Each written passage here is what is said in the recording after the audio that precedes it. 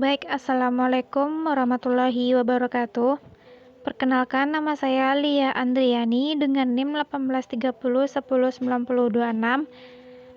Di sini saya akan mempresentasikan hasil makalah kami dari kelompok 9 tentang konsep RPPH dan merancang RPPH untuk pembelajaran bahasa Arab anak usia dini. Yaitu kita masuk pertama kalinya kepada konsep RPPH. Yaitu RPPH merupakan acuan guru untuk melakukan pembelajaran dalam satu hari. Karena RPPH disusun dan dilaksanakan oleh guru yang bersangkutan. Kemampuan guru PAUD dalam interaksi nilai keagamaan, nilai sosial, dan nilai saintifik dalam RPPH diketahui dengan menganalisis lembar analisis RPPH yang disusun oleh guru untuk pelaksanaan pembelajaran di kelas. Di sini terdapat 3 kegiatan pada langkah-langkah pembelajaran yang dianalisis dari RPPH yang dibuat oleh guru PAUD. Yang pertama, adanya kegiatan yang mengarah pada integrasi nilai keagamaan, nilai sosial, dan nilai saintifik pada kegiatan awal. Yang kedua, adanya kegiatan yang mengarah pada integrasi nilai keagamaan, nilai sosial, dan nilai saintifik pada kegiatan inti. Yang ketiga, adanya kegiatan yang mengarah pada interaksi nilai keagamaan, nilai sosial, dan nilai saintifik pada kegiatan penutup. Kemampuan guru PAUD dalam mengintegrasi nilai keagamaan, nilai sosial, dan nilai saintifik dalam RPPH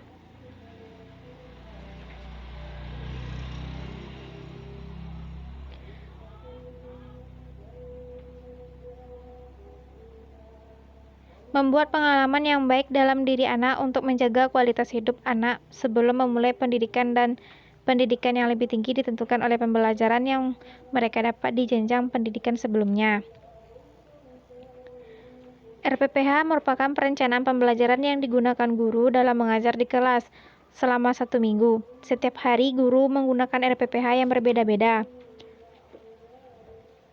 RPPH menjadi perencanaan yang sangat penting karena sangat mempengaruhi perencanaan pembelajaran yang lainnya. Apabila RPPH tidak dapat terlaksana dengan baik, maka sudah dapat dipastikan akan menghambat keberhasilan perencanaan pembelajaran yang lain. RPPH juga menjadi tolak ukur bagi guru untuk mengembangkan kreativitasnya dalam mengajar dan mengembangkan materi. Indikator yang terdapat di dalam RPPH yaitu identitas program, tujuan pembelajaran, materi pembelajaran, sumber-sumber belajar, alat dan bahan yang digunakan, dan yang paling penting di dalam RPPH terdapat kegiatan awal, inti, dan penutup yang menjadi bagian terpenting dalam perencanaan pembelajaran. Yang kedua, kita masuk kepada fungsi RPPH. Sebagai guru, RPPH sebagai pedoman dalam melakukan proses belajar mengajar. Karena dengan adanya rencana pelaksanaan pembelajaran, seorang guru dapat melaksanakan proses belajar mengajar dengan baik dan berkesinambungan dengan hasil penilaian yang optimal. Untuk membangun sikap pengetahuan dan sikap keterampilan yang dimiliki oleh peserta didik. Yang ketiga, tujuan RPPH bagi seorang pendidik, yaitu untuk memudahkan seorang guru dalam menyusun pembelajaran selama belajar dari rumah agar proses pembelajaran berlangsung dengan baik dan teratur serta menyenangkan anak. Yang keempat, kita masuk kepada prinsip-prinsip RPP. Menurut Trianto, secara umum dalam mengembangkan RPP harus berpedoman pada prinsip. Yang pertama, kompetensi yang direncanakan dalam RPP harus jelas, konkret, dan mudah dipahami. RPP harus sederhana dan fleksibel. Yang ketiga, RPP yang dikembangkan sifatnya menyeluruh dan utuh dan jelas pencapaiannya. Yang keempat, harus koordinasi dengan komponen pelaksanaan program sekolah agar tidak mengganggu jam pembelajaran yang lainnya. Nah, selanjutnya kita masuk kepada di sini kami membuat rancangan RPPH untuk pembelajaran bahasa Arab pada anak usia dini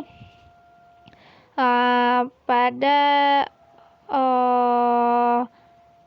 semester pertama minggu kelima, yang hari dan tanggal yaitu pada Selasa tanggal 24 November 2020.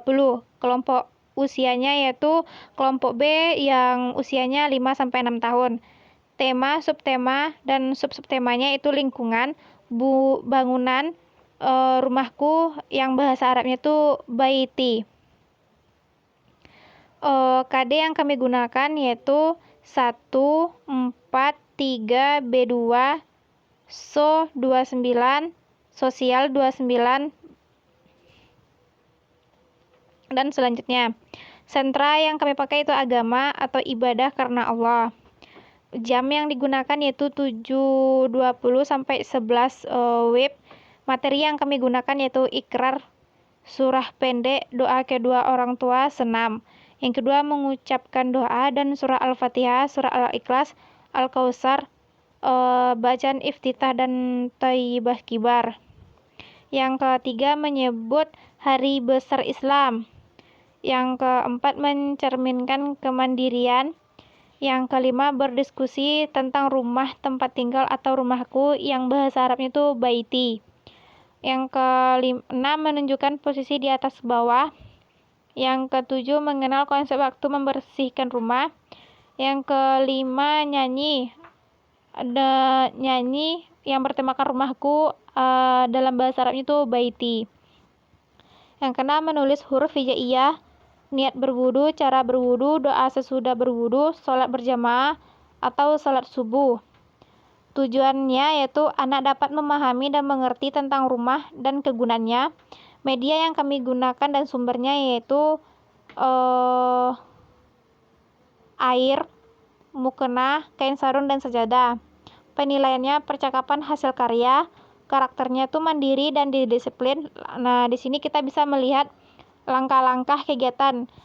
Yang pertama pada tahap pembelajaran, nama kegiatan, kegiatan dan keterangan. Nah, pada nama kegiatan yaitu pada kegiatan awal kita masuk pada jam 7 sampai jam 7.40 serta jam 7.40 sampai jam 7.50. Kegiatannya itu penyambutan anak, penataan ruangan, yaitu pada jam 7.40 sampai jam 7.50 kita melakukan kegiatan pagi, ikrar dan senam berbaris menuju kelas masing-masing. Nah, yang kedua pada tahap pembelajaran itu pembukaan. Nah, pada kegiatannya yaitu kegiatan berkumpul pada jam 7.50 sampai jam 8.30. Yang kegiatannya itu berkumpul seperti lingkaran, salam, membaca doa pembukaan hati, doa kedua orang tua, doa keselamatan dunia akhirat, doa iftitah dan bacaan thayyibah, serta membaca surah Al-Fatihah, surah Al-Ikhlas, surah Al-Kautsar. Pada keterangannya itu kita bisa mengamati, menanyakan, mengumpulkan informasi, menganosiasikan, dan mengkomunikasikan. Pada kegiatan berkumpul tadi kita lakukan pada jam yang kedua kita lakukan pada jam 30 sampai jam 8.55, yaitu menyebut hari besar Islam. Yang kedua mencerminkan kemandirian, diskusi tentang rumah tempat tinggal atau rumahku. Yang keempat menceritakan pengalaman secara sederhana. Yang selanjutnya kita masuk kepada jam 8.55 sampai jam 9, yaitu pada kegiatannya itu transisi kelas. Nah, selanjutnya kita masuk pada tahap pembelajarannya, yaitu tahap pembelajaran inti. Yang kegiatannya itu pijakan sebelum bermain yang dilaksanakan pada jam 9 sampai jam 9.05. Kegiatannya tuh membimbing anak melakukan kegiatan di sentra agama atau ibadah ke rumah Allah. Keterangannya tuh mengamati dan menanya. Nah, yang kedua itu pijakan saat bermain pada jam 9.05 sampai jam 9.55. Kegiatannya yang kita lakukan itu anak mengamati alat-alat yang akan digunakan di sentra agama dengan kegiatan. Yang pertama menulis huruf hijaiyah, niat berwudu, cara berwudu, sholat berjamaah. Anak mengerjakan sesuai dengan aturannya. Bagi anak yang sudah siap mengerjakan satu kegiatan bisa mengerjakan kegiatan lainnya. Keterangannya itu yaitu mengamati, mengumpulkan informasi, menganosiasikan dan mengkomunikasikan. Yang kedua, kita masuk kepada kegiatan pembelajaran yaitu istirahat. Nah, pada kegiatan istirahat pada jam 10.40 sampai jam 11 pada kegiatannya kita melakukan tuh bermain bebas, doa masuk dan keluar kamar kecil, cuci tangan dan doa sebelum makan, makan bersama, menyikat gigi, doa sesudah makan, doa keluar rumah dan doa naik kendaraan. Nah, keterangannya tuh kita bisa itu mengkomunikasikan.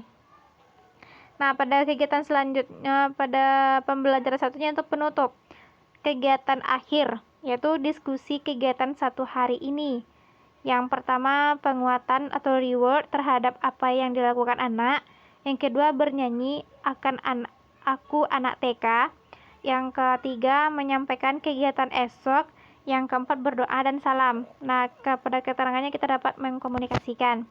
Di sini yang mengetahuinya kepala sekolah, yang teman saya sebagai kepala sekolahnya itu Elvi Mulyani, dan saya sebagai wali kelasnya Lia Andreni. Baiklah, itulah hasil dari presentasi kami dari kelompok 9. Kalau ada salah kata, kami mohon maaf. Kami sudahi dengan assalamualaikum warahmatullahi wabarakatuh.